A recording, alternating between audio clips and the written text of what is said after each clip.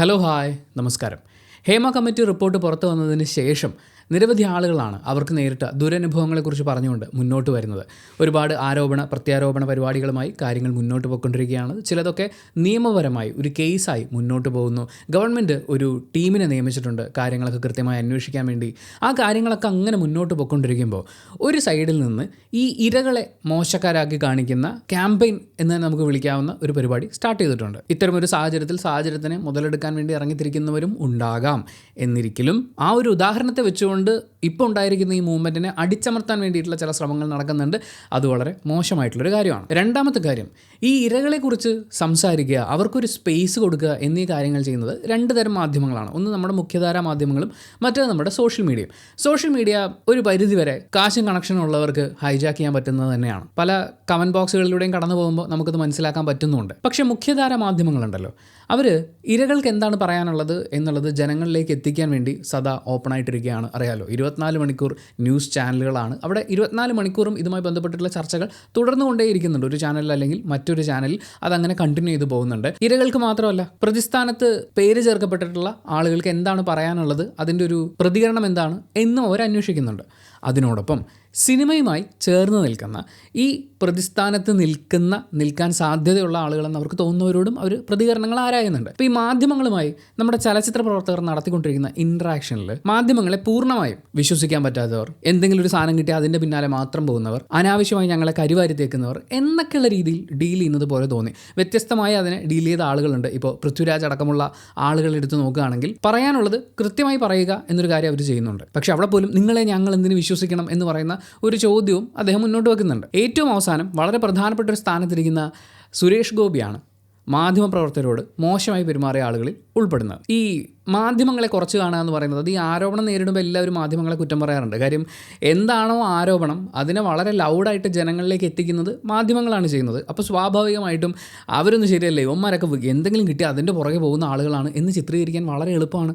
അത് ഓരോ തവണ ഇപ്പോൾ രാഷ്ട്രീയ പാർട്ടികൾക്ക് നേരെ, ഒരു പാർട്ടിക്ക് നേരെ അക്രമം ഉണ്ടാകുമ്പോൾ പാർട്ടിക്കാർ മാധ്യമങ്ങളെ മുഴുവൻ നിങ്ങളൊക്കെ അപ്പുറത്തെ ആൾക്കാരുടെ കൂട്ടരാണ് എന്ന് പറഞ്ഞ് കുറ്റപ്പെടുത്തിയിട്ടുണ്ട്. അതിനോടൊപ്പം നമുക്ക് ചേർത്ത് വെക്കാനാവുന്നത് ഓരോ പത്രസ്ഥാപനങ്ങൾ നടത്തുന്ന ആളുകളുടെയും രാഷ്ട്രീയമുണ്ട്. അതിൻ്റെ ഫണ്ട് ആരാണോ ഇറക്കുന്നത് അതിനനുസരിച്ചുള്ള രാഷ്ട്രീയം പല മാധ്യമങ്ങളും വെച്ച് പുലർത്താറുണ്ട്. പക്ഷേ വളരെ സെൻസേഷണൽ ആയിട്ടുള്ളൊരു ഇഷ്യൂ ഉണ്ടാകുന്ന സമയത്ത്, അല്ലെങ്കിൽ ജനങ്ങൾ അറിയാൻ ഏറ്റവും അധികം ആഗ്രഹിച്ചിരിക്കുന്ന ഒരു കാര്യം ഉണ്ടാകുമ്പോൾ മാധ്യമങ്ങൾ അവരെന്ത് രാഷ്ട്രീയം വെച്ച് പുലർത്തുന്നവരാണെങ്കിൽ പോലും ചോദ്യങ്ങൾ ചോദിക്കുമ്പോൾ അതിന് മാന്യമായി ഉത്തരം കൊടുക്കുക എന്നുള്ളത് ഉത്തരവാദിത്തപ്പെട്ടവരുടെ ഒരു കർത്തവ്യമാണ്. നമ്മൾ ഈ ജനാധിപത്യ സംവിധാനത്തിൽ ജീവിക്കുന്നതിൻ്റെ അഭിമാനത്തെക്കുറിച്ച് പറയുമ്പോൾ ജനാധിപത്യത്തിൽ 4 സ്തംഭങ്ങളുണ്ടെന്നാണ് പറയുക. അതിൽ നിയമം ഉണ്ടാക്കുന്നവർ ഒരു സ്തംഭമാണ്, അത് നടപ്പിലാക്കുന്നവർ മറ്റൊരു സ്തംഭമാണ്. പക്ഷേ നിയമം ഉണ്ടാക്കുമ്പോഴും അത് നടപ്പിലാക്കുമ്പോഴും അവിടെ നീതിയും ന്യായവും ഉറപ്പാക്കുക എന്ന് പറയുന്ന നമ്മുടെ നീതിന്യായ വ്യവസ്ഥ മറ്റൊരു സ്തംഭമാണ്. അടുത്തതാണ് മാധ്യമങ്ങൾ. ജനങ്ങളുമായി ഏറ്റവും അധികം കമ്മ്യൂണിക്കേറ്റ് ചെയ്യുന്ന ആളുകൾ മാധ്യമങ്ങളാണ്. ജനങ്ങൾക്ക് എന്താണ് പറയാനുള്ളത് എന്നുള്ളതിനെ കൂടി ലൗഡാക്കി അവതരിപ്പിക്കാൻ മാധ്യമങ്ങൾക്ക് പറ്റും. നേരത്തെ നമ്മൾ പറഞ്ഞ 3 സ്തംഭങ്ങളിൽ നടക്കുന്ന കാര്യങ്ങൾ ഒരു കോമൺ മാനിലേക്ക് എത്തിക്കുന്നത് മാധ്യമങ്ങൾ തന്നെയാണ്. അതവരുടെ ജോലിയാണ്. നമ്മുടെ ഈ നാട്ടിൽ, ഈ സംവിധാനത്തിൽ ഏറ്റവും പ്രധാനപ്പെട്ട ഉത്തരവാദിത്വമുള്ള ഒരു കാര്യം ചെയ്യുന്നവരാണ് മാധ്യമപ്രവർത്തകർ. അതുകൊണ്ട് തന്നെയാണ് മാധ്യമപ്രവർത്തകർക്ക് നേരെ ആരോപണം ഉണ്ടാകുമ്പോൾ അതും വളരെ രൂക്ഷമായി തന്നെ ഉണ്ടാകുന്നത്. കാരണം അവർക്കൊരു വലിയ ഉത്തരവാദിത്വമുണ്ട് ഈ നാട്ടിലെ ജനങ്ങളോട്. അല്ലെ പിന്നെ ഈ പണിക്ക് നിൽക്കരുത് മിസ്റ്റർ. ആ ഉത്തരവാദിത്വത്തിൻ്റെ ഭാഗമായി അതിൽ നിന്ന് അവർക്ക് ശമ്പളം കിട്ടുന്നുണ്ട്, അതവർ പോപ്പുലറാക്കി അതിൽ നിന്ന് അവർ വരുമാനം കണ്ടെത്താൻ ശ്രമിക്കുന്നുണ്ട്, അതൊക്കെ ഉണ്ടാവും. പിന്നെ ഒരു മാധ്യമ സ്ഥാപനത്തിന് നിലനിന്ന് പോരണ്ടേ? ഈ മാധ്യമങ്ങളോട് പല ചലച്ചിത്ര താരങ്ങളും നടത്തിയിട്ടുള്ള പ്രതികരണങ്ങളിൽ എനിക്ക് ചില വിയോജിപ്പുകൾ ഫീൽ ചെയ്തു, അല്ലെങ്കിൽ ഇവരെന്ത് ഇങ്ങനെയൊക്കെ പറയുന്നത് എന്ന് തോന്നിയിട്ടുണ്ടായിരുന്നു. അതിൽ മന്ത്രി കൂടിയായ KB ഗണേഷ് കുമാറിൻ്റെ പ്രതികരണത്തിൽ നിന്ന് തുടങ്ങാം. ഹേമ കമ്മിറ്റി റിപ്പോർട്ട് വരുന്നു, അതുമായി ബന്ധപ്പെട്ട ചർച്ചകൾ ആരംഭിക്കുന്നു, ആരോപണങ്ങൾ ഉണ്ടാകുന്നു, രാജികൾ ഉണ്ടാകുന്നു. അതിനെ തുടർന്ന് KB ഗണേഷ് കുമാറിൻ്റെ അടുത്തേക്ക് ചെന്നപ്പോൾ മാധ്യമപ്രവർത്തകരോട് അദ്ദേഹം പറയാനുള്ളതെല്ലാം മുഖ്യമന്ത്രി പറഞ്ഞിട്ടുണ്ട്. ഞാനൊരു ട്രാൻസ്പോർട്ട് വകുപ്പ് മന്ത്രിയാണ്, നിങ്ങൾ സാംസ്കാരിക വകുപ്പ് മന്ത്രിയോട് ചോദിക്കൂ. കഴിഞ്ഞ 23 വർഷമായി മാധ്യമങ്ങൾ എന്നെ വേട്ടയാടിക്കൊണ്ടിരിക്കുകയാണ്, നിങ്ങളും നിങ്ങളുടെ പൂർവികരും എന്നാണ് അദ്ദേഹം ഉപയോഗിക്കുന്നത്. അതായത് അവിടെ വന്നിട്ടുള്ള എല്ലാ മാധ്യമപ്രവർത്തകരോടും പറയുകയാണ്, 23 വർഷമായി നിങ്ങൾ എന്നെ ദ്രോഹിച്ചുകൊണ്ടിരിക്കുകയാണ്, എന്നെ വിട്ടേക്കൂ, എന്നിൽ ഔഷധ ഗുണമില്ല എന്നൊക്കെ അദ്ദേഹം പറയുന്നുണ്ട്. പക്ഷേ അദ്ദേഹത്തിൻ്റെ സംസാരത്തിലുടനീളം ഇപ്പോൾ ഞാൻ കരയാൻ സാധ്യതയുണ്ട് എന്ന് പറയുന്ന വളരെ വികാരാധീനമായിട്ടുള്ള ഒരു എക്സ്പ്രഷൻ നമുക്ക് കാണാൻ പറ്റും. പ്രശ്നം എന്താണെന്ന് വെച്ച് കഴിഞ്ഞാൽ ഇവരൊക്കെ ഗംഭീര അഭിനേതാക്കളാണ്. ഒരൊറ്റ ആക്ഷനും കട്ടിനും ഇടയിൽ ഏത് എക്സ്പ്രഷനും ഹോൾഡ് ചെയ്യാൻ പറ്റുന്ന, ഏതൊരു വിപരീത ഘട്ടത്തിലും അല്ലെങ്കിൽ ഉള്ളിൽ എന്ത് പ്രശ്നമുണ്ടെങ്കിലും അതിനെ മറച്ച് അഭിനയിക്കാൻ കഴിയുന്ന ആളുകളാണ്. അതും കൂടി പരിഗണിച്ചിട്ടാണ് ഞാൻ ആ ഒരു വീഡിയോ ക്ലിപ്പ് കാണുന്നത്. പക്ഷെ വളരെ വികാരാധീനനായിട്ട് ഞാൻ ഇപ്പോൾ കരയും. നിങ്ങൾ എന്നെ ഇങ്ങനെ ഉപദ്രവിക്കരുത്, എന്നെ ഒന്ന് വിട്ടേക്കൂ എന്ന് പറയുന്നതാണ്. പക്ഷേ ആ ഘട്ടത്തിലും എന്നിൽ ഔഷധ ഗുണമില്ലേ എന്ന് പറയുന്ന ഡയലോഗ് ഉൾപ്പെടുത്താൻ അദ്ദേഹത്തിന് സാധിച്ചു എന്നുള്ളത് അഭിനന്ദനാർഹമാണ്. എന്നെ വിട്ടേക്കൂ, ഞാൻ ഒരു കാര്യത്തിനും വന്നില്ലല്ലോ, ഞാൻ പത്രസമ്മേളനം നടത്തിയില്ലല്ലോ. ശരിക്കും എനിക്ക് ഇദ്ദേഹം മാധ്യമങ്ങളോട് പറയുന്ന ഡയലോഗുകൾ കേട്ടപ്പോൾ ഈ കാര്യങ്ങളൊക്കെ കാണുന്ന മറ്റാരോടോ കമ്മ്യൂണിക്കേറ്റ് ചെയ്യാൻ ശ്രമിക്കുന്നത് പോലെ എനിക്ക് തോന്നി. ഞാൻ പത്രസമ്മേളനം നടത്തിയില്ലല്ലോ. ഇപ്പോൾ പത്രസമ്മേളനം പ്രത്യേകം എടുത്ത് വിളിച്ചിട്ടൊന്നും അല്ലല്ലോ KB ഗണേഷ് കുമാർ മന്ത്രിയാവുന്നതിന് മുമ്പും അതിനുശേഷവും മാധ്യമങ്ങൾ അയാൾക്കൊപ്പം കൂടിയിട്ടുള്ളത്. അദ്ദേഹം തന്നെ ചെറിയ ഉത്തരവാദിത്തങ്ങളൊക്കെ നിർവഹിക്കുന്ന സമയത്ത് ഏതെങ്കിലും ഒരു ഹോസ്പിറ്റലിൽ സൗകര്യം പോരാ, അല്ലെങ്കിൽ ഒരു സ്ഥാപനത്തിലൊരു പ്രശ്നമുണ്ട് എന്നൊക്കെ പറഞ്ഞ് ഓരോ കാര്യങ്ങളുമായിട്ട് വരുമ്പോൾ മാധ്യമങ്ങൾ അവിടെ പോകുന്നത് പത്രസമ്മേളനം വിളിച്ചിട്ടല്ലല്ലോ. അതിൽ കാര്യമുണ്ടെന്ന് തോന്നുന്നു, അത് ജനങ്ങളിലേക്ക് എത്തണമെന്ന് മാധ്യമങ്ങൾക്ക് തോന്നുന്നു, അല്ലെങ്കിൽ എത്തിക്കണമെന്ന് അദ്ദേഹത്തിന് തോന്നുന്നു, പത്രക്കാരവിടെ വരുന്നു. അത് തന്നെയല്ലേ ഈ കാര്യത്തിലും ഉണ്ടായിട്ടുള്ളൂ. അദ്ദേഹം ഒരു അഭിനേതാവാണ്, നീണ്ടകാല സിനിമ എക്സ്പീരിയൻസ് ഉള്ള ഒരു അഭിനേതാവാണ്. മാത്രമല്ല 2017 നടി ആക്രമിക്കപ്പെട്ട ഒരു സംഭവം ഉണ്ടായതിനെ തുടർന്ന് ഇവർ രണ്ടുപേരും ഞങ്ങളുടെ സംഘടന അംഗങ്ങളാണ്, ഞങ്ങളുടെ മക്കളെ പോലെയാണ്, നമ്മളെല്ലാം സഹോദരങ്ങൾ പോലെ ഒരുമിച്ച് നിൽക്കും എന്ന് മാധ്യമങ്ങൾ ചോദിക്കുകയാണ്. വേട്ടക്കാരൻ്റെ പ്രതിസ്ഥാനത്ത് നിർത്തപ്പെട്ടിട്ടുള്ള ആളെ മാറ്റുന്നില്ലെന്ന് ചോദിച്ചപ്പോൾ ഇതേ ആൾ തന്നെയാണ് ഇതേ പത്രക്കാർക്ക് മുമ്പിൽ വളരെയധികം ആർജവത്തോടു കൂടി ഉറക്കെ പ്രഖ്യാപിച്ചത്, ഞാൻ ഇവരെ രണ്ടുപേരെയും ഞങ്ങൾക്ക് വിട്ടുകൊടുക്കാനാവില്ല എന്ന്. അവിടെ KB ഗണേഷ് കുമാറും ഉണ്ട്, M മുകേഷും ഉണ്ട്. രണ്ടുപേരും ഒരേ കാര്യം തന്നെയാണ് പറഞ്ഞത്.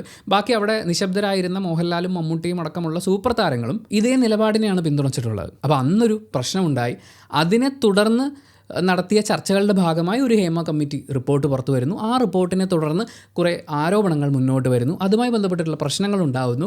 അപ്പോൾ മന്ത്രി KB ഗണേഷ് കുമാറിൽ ഔഷധ ഗുണമില്ല എന്ന് അദ്ദേഹം പറയുന്നത് ശരിയല്ലല്ലോ.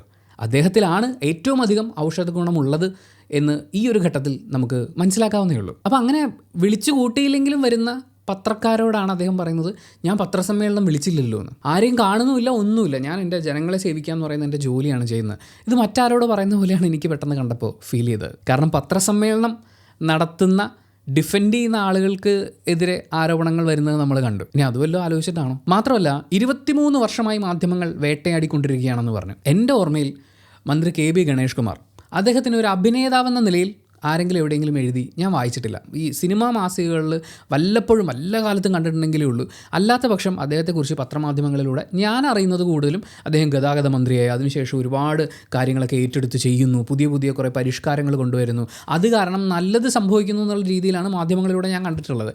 എനിക്കാകെ 33 വയസ്സേ ആയിട്ടുള്ളൂ. എൻ്റെ 10ാമത്തെ വയസ്സ് മുതൽ അദ്ദേഹത്തിനെ ആക്രമിക്കാൻ തുടങ്ങിയാണ്. പക്ഷേ അദ്ദേഹത്തിനെ കുറിച്ച് ഞാൻ മാധ്യമങ്ങളിലൂടെ വായിച്ചറിഞ്ഞത് മുഴുവൻ ഇതുപോലുള്ള കാര്യങ്ങളാണ്. വളരെ ചുരുക്കം ഘട്ടങ്ങളിൽ മാത്രം അദ്ദേഹത്തിൻ്റെ പേഴ്സണൽ ലൈഫായിട്ട് ബന്ധപ്പെട്ട എന്തോ ഒരു ഇഷ്യൂവിൽ മുഖം മുഴുവൻ പാടും ചോരയൊലിപ്പിച്ചൊരു ചിത്രമൊക്കെ ആയിട്ട് അങ്ങനെ ഒരിക്കൽ കണ്ടത് ഓർമ്മയുണ്ട്. അത് മാറ്റി നിർത്തി കഴിഞ്ഞാൽ ഈ പറയുന്ന ആക്രമണം മാധ്യമങ്ങളുടെ ഭാഗത്തു നിന്ന് അദ്ദേഹത്തിന് ഉണ്ടായിട്ടുണ്ട്. ചിലപ്പോൾ ഓരോരുത്തരും ഇതിനെ മനസ്സിലാക്കുന്നത് ഓരോ രീതിയിലായിരിക്കുമല്ലോ. മാത്രമല്ല ഞാൻ കഴിഞ്ഞൊരു 10-15 വർഷം മുമ്പ് ഒരു കേരളത്തിലെ തന്നെ ഏറ്റവും വലിയ മീഡിയ കൺഗ്ലോമറേറ്റിൽ, അത് പൃഥ്വിരാജിൽ നിന്ന് കിട്ടിയ വാക്കാണ്, മീഡിയ കൺഗ്ലോമറേറ്റിൽ ജോലി ചെയ്തിട്ടുള്ള ഒരാളാണ്.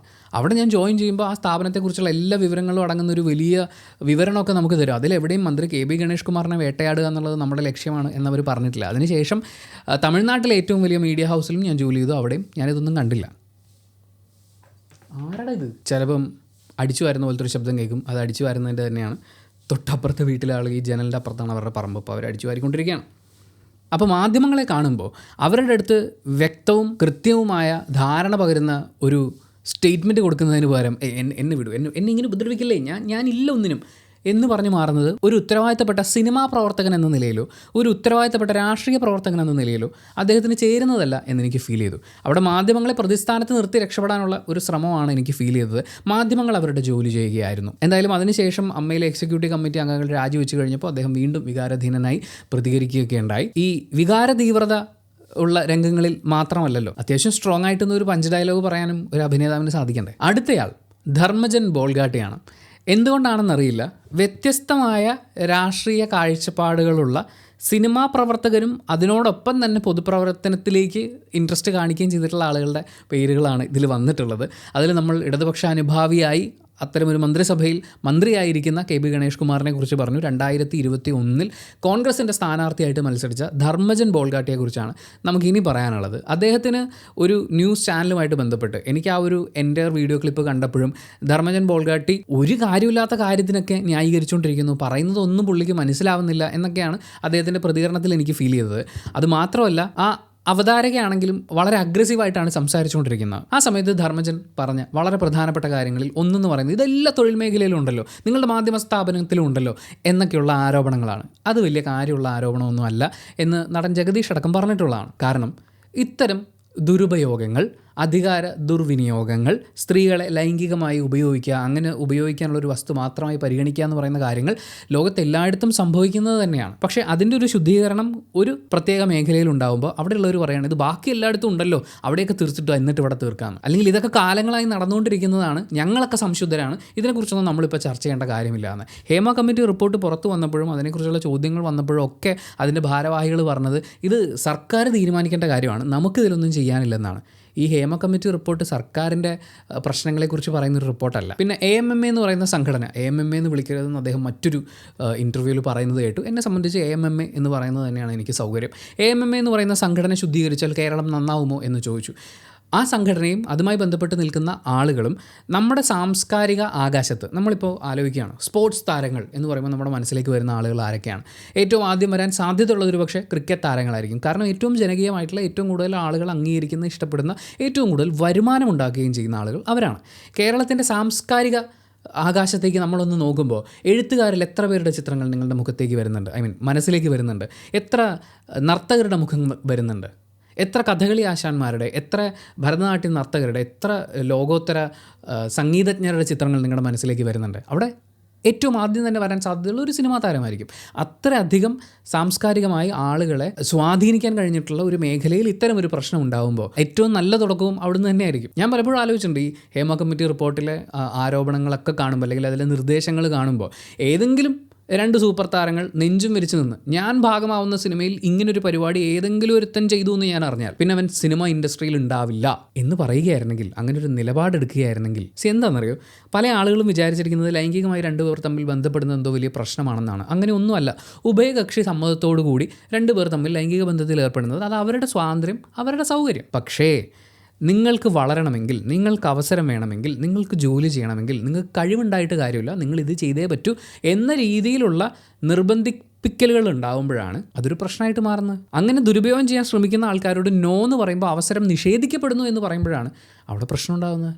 ഈ പ്രശ്നമേ നമ്മൾ ചോദിക്കുന്നുള്ളൂ. അങ്ങനൊരു സാഹചര്യം ഒരു സിനിമാ സെറ്റിലും ഉണ്ടാവാൻ ഞാൻ അനുവദിക്കില്ല എന്ന് നെഞ്ചും വിരിച്ചൊരു സൂപ്പർ സ്റ്റാർ പറഞ്ഞു കഴിഞ്ഞാൽ അവർ പവർ ഗ്രൂപ്പൊന്നും ആവേണ്ട കാര്യമില്ല. പക്ഷെ അവർ പറഞ്ഞാലും കുറേ നേരത്തെ കാര്യങ്ങളൊക്കെ സെറ്റിൽ ആവുമായിരുന്നു. പിന്നെ ധർമ്മജൻ ബോൾഗാട്ടി ഉന്നയിക്കുന്ന ഏറ്റവും പ്രധാനപ്പെട്ട ഒരു ആരോപണം, ഏറ്റവും കൂടുതൽ തവണ അവരോട് ചോദിക്കുന്നതും ഇത് തന്നെയാണ്. നിങ്ങൾ ഈ സമൂഹത്തിന് വേണ്ടി എന്ത് ചെയ്തു? ഞാൻ ഈ സമൂഹത്തിന് വേണ്ടിയിട്ട് കുറേ കാശൊക്കെ കൊടുക്കുന്ന ആളാണ്, നിങ്ങൾ എന്ത് കൊടുത്തു? നിങ്ങളുടെ സാലറിയിൽ നിന്ന് നിങ്ങളൊരു 10 രൂപ എടുത്ത് കൊടുത്തിട്ടുണ്ടോ? അങ്ങനെ കൊടുത്തിട്ടുണ്ടെങ്കിൽ നിങ്ങൾ സംസാരിക്കൂ എന്നൊക്കെയാണ്.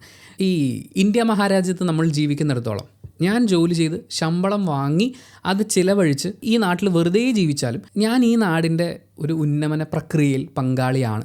അതിന് ഞാൻ ആർക്കും 100 രൂപ പ്രത്യേകം എൻ്റെ പോക്കറ്റിൽ നിന്ന് എടുത്തു കൊടുക്കണമെന്നൊന്നുമില്ല. ഞാൻ ടാക്സായി കൊടുക്കുന്ന പണം ഉപയോഗിച്ച് തന്നെയാണ് ഇവിടെ ഓരോ പാവപ്പെട്ട ആളുകളുടെയും അല്ലെങ്കിൽ ഈ നാടിൻ്റെ ഓരോ ആവശ്യങ്ങൾക്കുമായിട്ട് പണം ചെലവഴിക്കപ്പെടുന്നത്. നിങ്ങൾ 1 ലക്ഷം രൂപ കൊടുത്തു, നിങ്ങൾ 10 ലക്ഷം രൂപ കൊടുത്തു, 3 കോടി രൂപ കൊടുത്തു, 5 കോടി രൂപ കൊടുത്തു എന്ന് പറയുന്നതിൻ്റെ സ്കെയിലിലല്ല നിങ്ങളെ കൂടുതൽ ആളുകൾ അംഗീകരിക്കുന്നത്. അല്ലെങ്കിൽ അങ്ങനെ ഒരു സ്കെയിലായിരിക്കരുത് നമ്മളെയോ മറ്റുള്ളവരെയോ അളക്കേണ്ടത്. അവരുടെ കയ്യിൽ കൂടുതൽ പൈസ ഉണ്ട്, അവർക്ക് കൊടുക്കാൻ തോന്നി അവർ കൊടുത്തു. കാരണം അവർക്ക് കൂടുതൽ വരുമാനം ഉണ്ടായിരുന്നു. എനിക്ക് കൂടുതൽ വരുമാനം ഉണ്ടെങ്കിൽ അതിനനുസരിച്ചായിരിക്കും ഞാൻ കാര്യങ്ങൾ ചെയ്യുക. ഇനി ഞാൻ ഒന്നും ചെയ്തില്ലെങ്കിൽ തന്നെ എൻ്റെ ടാക്സിൽ നിന്നെടുത്താണ് ഈ നാടിൻ്റെ പുരോഗമന പ്രവൃത്തിയിൽ പലതും നടപ്പിലാക്കപ്പെടുന്നത്, സർക്കാരിൻ്റെ ഖജനാവിലേക്ക് പണം ചെല്ലുന്നത്.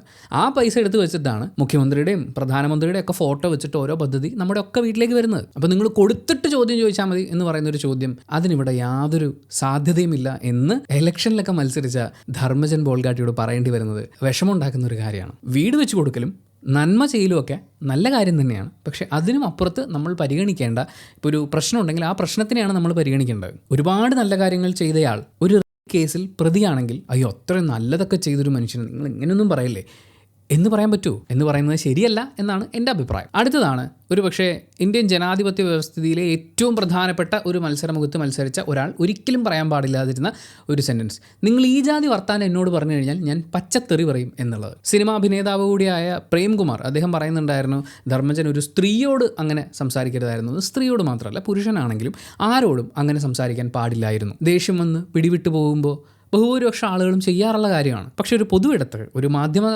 സ്ഥാപനത്തിൽ എയർ ചെയ്യത്തക്ക രീതിയിലൊരു കോണ്ടന്റിൽ അതിൽ നിങ്ങൾ വന്നിരിക്കുമ്പോൾ അവിടെ നിങ്ങൾ പാലിക്കേണ്ട മിനിമം മര്യാദയുണ്ട്. ചാനലിൽ വന്നിരുന്ന് കുണച്ച വർത്താനം പറയുക എന്നുള്ളത് അവരവരുടെ ജോലിയാണ് ചെയ്തത്. അവർക്ക് ചോദ്യങ്ങളുണ്ട്. ആ ചോദ്യങ്ങൾക്ക് ഉത്തരം പറയാനില്ലെങ്കിൽ നേരത്തെ നമ്മുടെ ഔഷധ ഗുണമില്ല എന്ന് സ്വയം പ്രഖ്യാപിച്ച മന്ത്രിയെ പോലെ നിങ്ങൾക്ക് മാറി നിൽക്കാമായിരുന്നു. അവിടെ വന്നിരിക്കുകയും വളരെ മോശം വാക്കുകൾ ഉപയോഗിക്കുകയും സംസാരിക്കുകയും ചെയ്യുന്നത് അത് ശരിയല്ലല്ലോ. ഏറ്റവും പ്രധാനപ്പെട്ട പ്രശ്നം നേരത്തെ പറഞ്ഞ തെറി പറയുക അല്ലെങ്കിൽ മറ്റു രീതിയിലുള്ള വാക്കുകളൊക്കെ ഉപയോഗിക്കുക എന്ന് പറയുന്നത് ഒരു പരിധി വരെ ഒരാൾക്ക് അവനവനെ നിയന്ത്രിക്കാൻ പറ്റാത്തതിൻ്റെയൊക്കെ ആയിരിക്കാം. പക്ഷേ വളരെ പ്രധാനപ്പെട്ട ഒരു പ്രയോഗം അദ്ദേഹത്തിൻ്റെ ഭാഗത്തു നിന്നുണ്ടായി. താൻ ചാനലിൽ വെറുതെ ശമ്പളം വാങ്ങി ജീവിക്കുന്ന ഒരാളാണ്, ധർമ്മജന ചോദ്യം ചെയ്യാനായിട്ടില്ല, ഒരു വെറും ചാനൽ ധർമ്മജന ചോദ്യം ചെയ്യാനായിട്ടില്ല എന്നൊക്കെ പറയുമ്പോൾ ധർമ്മജൻ ബോൾഗാട്ടി എന്നെ സംബന്ധിച്ചിടത്തോളം രാഷ്ട്രീയ പ്രവർത്തനത്തിൻ്റെ ഭാഗമായിട്ടുണ്ടെങ്കിലും അടിസ്ഥാനപരമായി അയാളെ ബഹുഭൂരിപക്ഷം മലയാളികൾ ഇഷ്ടപ്പെടുന്നതും കുറേയൊക്കെ ആഘോഷിക്കുന്നതും ഒരു അഭിനേതാവായതുകൊണ്ടാണ്.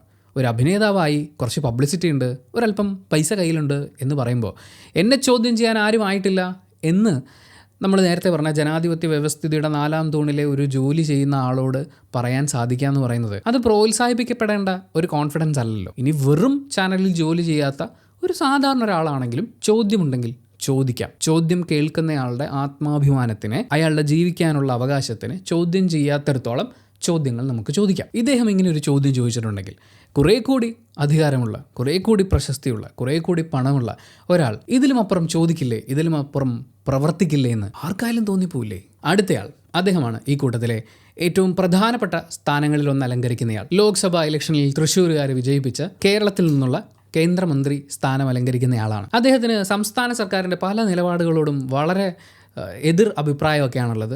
സംസ്ഥാന സർക്കാരിനെ വിമർശിക്കേണ്ട ഘട്ടങ്ങളിലൊക്കെ വളരെ ശക്തിയുക്തമായി വിമർശിക്കുന്നു എന്ന് നമുക്ക് നേരിട്ട് കാണാനും സാധിക്കും അദ്ദേഹത്തിൻ്റെ പല പ്രഖ്യാപനങ്ങളിലും അല്ലെങ്കിൽ പ്രസംഗങ്ങളിലും. പക്ഷേ ഹേമ കമ്മിറ്റി റിപ്പോർട്ട് വന്നു കഴിഞ്ഞപ്പോൾ അവിടെയൊന്നും അദ്ദേഹത്തിന് അത്ര ശക്തമായ വിമർശനം ഉണ്ടായിരുന്നില്ല എന്നെനിക്ക് തോന്നി. കുറേ കൂടി ശക്തമായി ഈ റിപ്പോർട്ടിലെ മുഴുവൻ വിവരങ്ങളും ജനങ്ങളുടെ പക്കലേക്ക് എത്തിക്കേണ്ടതുണ്ട് എന്ന് അദ്ദേഹം പറയുമെന്ന് ഏതൊക്കെയോ ഘട്ടങ്ങളിൽ എനിക്ക് തോന്നിയിരുന്നു. പക്ഷേ മുകേഷുമായിട്ട് ബന്ധപ്പെട്ട ആരോപണങ്ങളെക്കുറിച്ചുള്ള ചോദ്യങ്ങൾ വന്നപ്പോൾ കോടതി പറയട്ടെ, കോടതി പറഞ്ഞാൽ അനുസരിക്കാം എന്നുള്ള ഒരു കാര്യമാണ് അദ്ദേഹം മാധ്യമപ്രവർത്തകരോട് പറയുന്നത്. ഞാൻ AMMയുടെ ഓഫീസിൽ നിന്ന് ഇറങ്ങുമ്പോഴാണ് എന്നോട് AMMയുടെ കാര്യം ചോദിക്കേണ്ടത്, ഞാൻ വീട്ടിൽ നിന്ന് ഇറങ്ങുമ്പോൾ വീട്ടിലെ കാര്യം ചോദിക്കണം, ഓഫീസിൽ നിന്ന് ഇറങ്ങുമ്പോൾ ഓഫീസിലെ കാര്യം ചോദിക്കണം എന്നൊക്കെ അദ്ദേഹം പറയുന്നുണ്ട്. മലയാളത്തിലൊരു പ്രമുഖ മാധ്യമ പ്രവർത്തകർ ചോദിച്ചാൽ വളരെ സിമ്പിളായിട്ടുള്ളൊരു ചോദ്യമുണ്ട്. അപ്പോൾ ചായക്കടയിൽ നിന്ന് വരുമ്പോൾ ചായയുടെ കാര്യം മാത്രമേ ചോദിക്കാൻ പറ്റുള്ളൂ എന്നുള്ളത്. KB ഗണേഷ് കുമാറിൻ്റെ കാര്യം പറഞ്ഞതുപോലെ തന്നെയാണ് മലയാളത്തിലെ ഏറ്റവും പ്രധാനപ്പെട്ട താരങ്ങളിൽ, ഏറ്റവും അധികം എക്സ്പീരിയൻസ് ഉള്ള താരങ്ങളിൽ ഒരാളാണ് സുരേഷ് ഗോപി. അഭിനയിക്കാൻ സാധിച്ചില്ലെങ്കിൽ ചത്തുപോകും എന്നൊക്കെ അദ്ദേഹം പറയുന്നുണ്ട്. രാഷ്ട്രീയവും സിനിമയും ഒരുമിച്ച് കൊണ്ടുപോകാൻ ആഗ്രഹിക്കുന്ന ഒരാളാണെന്നും പറയുന്നുണ്ട്. അങ്ങനെ ഒരാൾക്ക് സിനിമയുമായി ബന്ധപ്പെട്ട് ഇത്രയും കടുത്തൊരു ആരോപണം ഉണ്ടാകുമ്പോൾ ആരോപണ വിധേയനെക്കുറിച്ച് ഒരു ചോദ്യം ചോദിക്കുമ്പോൾ അല്ലെങ്കിൽ ആ ആരോപണ വിധേയനെ എങ്ങനെ ഡീൽ ചെയ്യണം എന്നൊക്കെ ചോദിക്കുമ്പോൾ കോടതി പറയട്ടെ, എന്നോട് വേറൊന്നും ചോദിക്കേണ്ട. ഒരു പക്ഷേ അദ്ദേഹം കൂടി ചേർന്ന് പ്രഖ്യാപിച്ചിട്ടുള്ള വമ്പൻ പ്രൊജക്റ്റുകൾ അദ്ദേഹത്തെ കൊണ്ട് പല കാര്യങ്ങളും പറയാൻ മടിപ്പിക്കുന്നതാണോ? കുറേ ആൾക്കാർ ചോദിക്കുന്നത് സിനിമയിലെ പവർ ഗ്രൂപ്പിനെ അദ്ദേഹം ഭയപ്പെടുന്നുണ്ടോ? അല്ല, കാരണം അദ്ദേഹം ഒന്നിനെയും ഭയപ്പെടാതെ അദ്ദേഹത്തിൻ്റെ നിലപാടുകളൊക്കെ വളരെ ശക്തമായി തുറന്നു പറയുന്ന ഒരാളാണ് എന്നുള്ളതാണ് അദ്ദേഹത്തിൻ്റെ പബ്ലിക് ഇമേജ്. പക്ഷേ ചോദ്യങ്ങളുമായി വരുന്ന മാധ്യമപ്രവർത്തകരോട് ഞാൻ മനസ്സിലാക്കുന്നത് നിങ്ങളുടെ തീറ്റയാണ് എന്നാണ്. അത് അവരുടെ തീറ്റയാണ്. സിനിമയിൽ അഭിനയിക്കുക എന്നുള്ളത് സുരേഷ് ഗോപിയുടെ തീറ്റയാവുന്നത് പോലെ വാർത്തകൾക്ക് പിന്നാലെ പായുക എന്നുള്ളതും ആ വാർത്തകളുമായി ബന്ധപ്പെട്ട ആളുകളുടെ പ്രതികരണങ്ങൾ ശേഖരിക്കുക എന്നുള്ളതും മീഡിയയുടെ ഒരു തീറ്റയാണ്. ആ തീറ്റ അവർ തേടുന്നതിനോടൊപ്പം ഈ രാഷ്ട്രത്തിൻ്റെ പുനർനിർമ്മാണത്തിന് കൂടി ഉപയോഗമുള്ള ഒരുപാട് കാര്യങ്ങൾ അവരുടെ ഭാഗത്തുനിന്ന് ഉണ്ടാവുന്നുണ്ട്, അല്ലെങ്കിൽ ഉണ്ടാവണം. അഭിനയമോഹവുമായി സുരേഷ് ഗോപി തിളങ്ങി നിന്ന മേഖലയിലേക്ക് കടന്നു വരാൻ ആഗ്രഹിച്ച പെൺകുട്ടികളും അതല്ലാതെ ഉള്ളവരും ഒക്കെ തൊഴിലിടത്തിൽ നേരിട്ട അനീതിയൊക്കെ ആയിട്ട് ബന്ധപ്പെട്ടിട്ടുള്ള കാര്യങ്ങളെക്കുറിച്ചാണ് അഭിപ്രായം ചോദിക്കുന്നത്. അമ്പലത്തിൽ നിന്ന് വരുമ്പോൾ അമ്പലത്തിലെ കാര്യം പറയുക, വീട്ടിൽ നിന്ന് വരുമ്പോൾ വീട്ടിലെ കാര്യം ചോദിക്കുക, തിയേറ്ററിൽ നിന്ന് വരുമ്പോൾ മാത്രം സിനിമയുടെ കാര്യം ചോദിക്കുക. അതൊരു രാഷ്ട്രീയ പ്രവർത്തകന് പറയാൻ പറ്റുന്നതല്ലല്ലോ. പൊതുപ്രവർത്തനം എന്നല്ലേ പറയാ. നിങ്ങളൊരു വലിയ സംവിധാനത്തിന് തകിടം മറിക്കുന്നു എന്നാണ് മാധ്യമങ്ങളോട് അദ്ദേഹം പറഞ്ഞത്. ശരിയാണ്, വലിയ സംവിധാനങ്ങൾ തകിടം മറിയേണ്ടതാണെങ്കിൽ, തകിടം മറിയത്തക്ക രീതിയിലുള്ള പ്രശ്നങ്ങൾ നടന്നിട്ടുള്ള ഒരു സംവിധാനമാണെങ്കിൽ തകരട്ടെന്നേ, തകർന്ന് പുനർനിർമ്മിക്കപ്പെടട്ടെ. ധർമ്മജൻ ബോൾഗാട്ടി അദ്ദേഹത്തിൻ്റെ സങ്കടങ്ങൾ പങ്കുവെക്കുന്ന കൂട്ടത്തിൽ ഏറ്റവും അധികം പറയുന്ന ഒരു കാര്യം ഉണ്ടായിരുന്നു. AMM എന്ന് പറയുന്ന സംഘടനയുടെ ധനശേഖരണാർത്ഥം അവർ നടത്തുന്ന പരിപാടികളിൽ ഏറ്റവും പ്രധാനപ്പെട്ടത് ചാനലുകളുമായി ചേർന്ന് നടത്തുന്നതാണ്. മോഹൻലാലും മമ്മൂട്ടിയും ഉണ്ടെങ്കിലാണ് ഒരു 3 കോടി രൂപയെങ്കിലും ഒരു ചാനൽ തരുള്ളൂ. ഇപ്പോൾ ഉള്ള താരങ്ങൾക്ക് അത്രയും പൈസ ഒന്നും തരില്ലല്ലോ എന്നുള്ളത്. അപ്പോൾ അവർ മാറി നിന്ന് കഴിഞ്ഞാൽ തകർന്നു പോകുമെന്ന്. അപ്പോൾ മറ്റാരെങ്കിലും സംഘടനാ നേതൃത്വത്തിലേക്ക് വന്നു കഴിഞ്ഞാൽ ചാനൽ പരിപാടികൾക്ക്, ധനശേഖരണാർത്ഥം നടത്തുന്ന പരിപാടികൾക്ക് മോഹൻലാലും മമ്മൂട്ടിയും പങ്കെടുക്കില്ല എന്നവർ പറഞ്ഞിട്ടുണ്ടോ? കാരണം പരിപാടി നടന്നാൽ ഫണ്ട് കിട്ടും. പിന്നെ ഭരണസമിതി ആരാണോ അവർ കാര്യങ്ങളൊക്കെ ഡീൽ ചെയ്താൽ പോരെ. അപ്പോൾ പവറിൽ ഇല്ലെങ്കിൽ പരിപാടിയിലില്ല എന്ന് പറയുന്നൊരു നിലപാട് സൂപ്പർ താരങ്ങൾക്കുണ്ട് എന്നാണോ ധർമ്മജൻ ബോൾഗാട്ടി പറയുന്നത്? ആ പവറിൽ ഉണ്ടാവുക എന്നുള്ളതാണോ പവർ ഗ്രൂപ്പ്? അതിനെയാണോ ചോദ്യങ്ങൾക്ക് കൃത്യമായ ഉത്തരം പറയാൻ, ശക്തമായൊരു നിലപാട് വ്യക്തമാക്കാൻ സുരേഷ് ഗോപിയെ തടയുന്നത്? അങ്ങനെയുണ്ടെങ്കിൽ അത് തകിടം മറിയേണ്ടതല്ലേ? സമൂഹത്തിൻ്റെ മാനസികാവസ്ഥയെ വഴിതിരിച്ച് വിടുന്നു എന്നൊക്കെയാണ് പറഞ്ഞത്. അത് മാധ്യമങ്ങളുടെ ജോലിയാണ്. ഭരണപക്ഷത്തിനുള്ളതുപോലെ പ്രതിപക്ഷത്തിനുള്ളതുപോലെ മാധ്യമങ്ങൾക്കും ഇവിടെ ഒരു ജോലി ചെയ്യാനുണ്ട്. അതുകൊണ്ടാണ് ആ സ്വാതന്ത്ര്യത്തിൽ കൈകടത്തുക എന്ന് പറയുന്നത് വളരെ വലിയൊരു പ്രശ്നമായിട്ട് മാറുന്നത്. നിങ്ങൾ കോടതിയാണോ എന്ന് ചോദിക്കുന്നുണ്ട്. അവർ കോടതിയൊന്നുമല്ല, കോടതി വിധി പറയുകയാണ് ചെയ്യുക. അവർ വിധിയൊന്നും പറഞ്ഞിട്ടില്ല, അവർ ചോദ്യം ചോദിച്ചിട്ടേ ഉള്ളൂ. ചോദ്യം ചോദിക്കുന്നവരോട് നിങ്ങളാണോ കോടതി എന്ന് പറയേണ്ട കാര്യമില്ല. പിന്നെ ആരോപണങ്ങൾ ഉന്നയിക്കുന്ന ആളുകളുടെ ആരോപണങ്ങൾ അവർ ജനങ്ങളിലേക്ക് എത്തിക്കും. അതും അവരുടെ ജോലിയാണ്. അത് കോടതി ചെയ്യില്ല.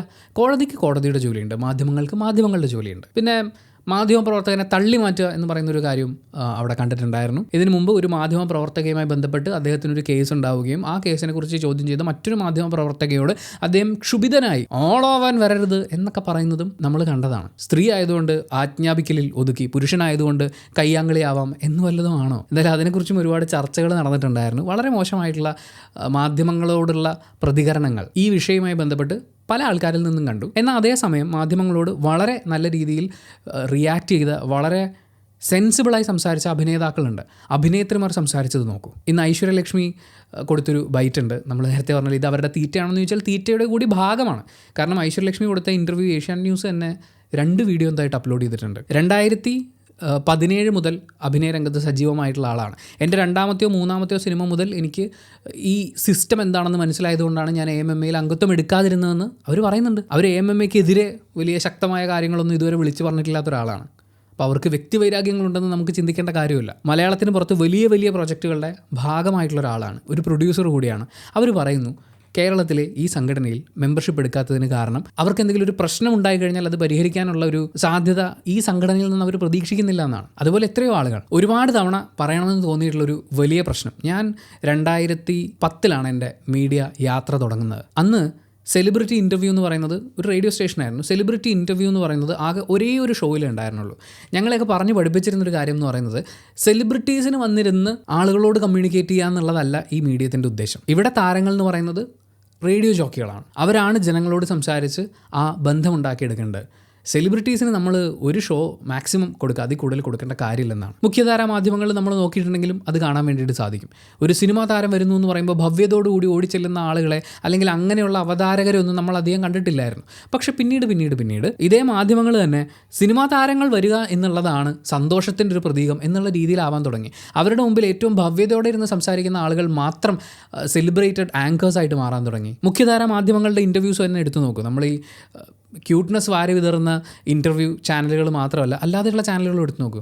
മുമ്പിൽ വന്നിരിക്കുന്ന സിനിമാ താരത്തിനോട് ഏറ്റവും ഭവ്യതയോടുകൂടി, അങ്ങനെ ഒരു ഭവ്യതയുടെ ആവശ്യമില്ല, വളരെ ഈക്വലായി അവരൊരു ജോലി ചെയ്യുന്നു, ഞാനൊരു ജോലി ചെയ്യുന്നു, ഞാൻ എൻ്റെ ചോദ്യങ്ങൾ നിങ്ങളോട് ചോദിക്കുന്നു, നിങ്ങൾ ഉത്തരം പറയുന്നു, പോകുന്നു എന്നുള്ളതിനും അപ്പുറത്തേക്ക് അയ്യോ എന്നോട് അങ്ങനെയൊന്നും പറയില്ലേ, അയ്യോ എന്നെ കളിയാക്കല്ലേ, ഇങ്ങനെ ഇരുന്ന് സംസാരിക്കാൻ തുടങ്ങി. ആ ഒരു ആധിപത്യം മീഡിയ അനാവശ്യമായി സിനിമാ മേഖലയിലേക്ക് കൊടുത്തു എന്നെനിക്ക് ഫീൽ ചെയ്തിട്ടുണ്ട്. ഒരേ ഒരു സിനിമ മാത്രം അഭിനയിച്ചിട്ടുള്ള ഒരാളുടെ അടുത്ത് പോലും അതിൽ കവിഞ്ഞ ബഹുമാനത്തോടുകൂടി ഭവ്യതയോടുകൂടി ആളുകൾ സംസാരിക്കുന്നത് എന്തുകൊണ്ടാണ്? അവരൊക്കെ വലിയ ആളുകൾ എന്ന് പറയുന്നൊരു ചിന്ത നമ്മുടെയൊക്കെ ഉള്ളിൽ ജനറേറ്റ് ആയിക്കൊണ്ടിരിക്കുകയാണ്. ഒരു 10 വട്ടമെങ്കിലും നിങ്ങൾ കൺസൾട്ട് ചെയ്തിട്ടുള്ള ഒരു ഡോക്ടർ, നിങ്ങളുടെ ആരോഗ്യാവസ്ഥയെ നല്ല രീതിയിൽ കൊണ്ടുപോകാനുള്ള ഉപദേശങ്ങളും മരുന്നുകളും ഒക്കെ തന്നിട്ടുള്ള ഒരു ഡോക്ടർ, അയാൾക്ക് കൊടുക്കുന്നതിൻ്റെ എത്രയോ ഇരട്ടി ബഹുമാനമാണ് ഒരേ ഒരു വട്ടം ഒരു സിനിമയിൽ കണ്ടിട്ടുള്ള ഒരാൾക്ക് പല ആളുകളും കൊടുക്കുന്നത്. ഈ അതിരിൽ കവിഞ്ഞിട്ടുള്ള സ്നേഹത്തിൻ്റെ, ബഹുമാനത്തിൻ്റെ, അതിൻ്റെ ഒക്കെ പുറത്തിരുന്നുകൊണ്ടാണ് ധാർഷ്ട്യത്തോടുകൂടി പലരും പെരുമാറുന്നത്. ആ മനോഭാവത്തിന് കൂടി ഒരു മാറ്റം ഉണ്ടാവാൻ, ഒരു സൂപ്പർ മാർക്കറ്റിൽ ബില്ലിൽ ക്യാഷിൽ നിൽക്കുന്ന ഒരാൾക്കും, ഒരു മാർക്കറ്റിൽ ലോഡ് ഇറക്കുന്ന ഒരാൾക്കും, ഒരു ഡോക്ടർക്കും, ഒരു മാധ്യമ പ്രവർത്തകനും,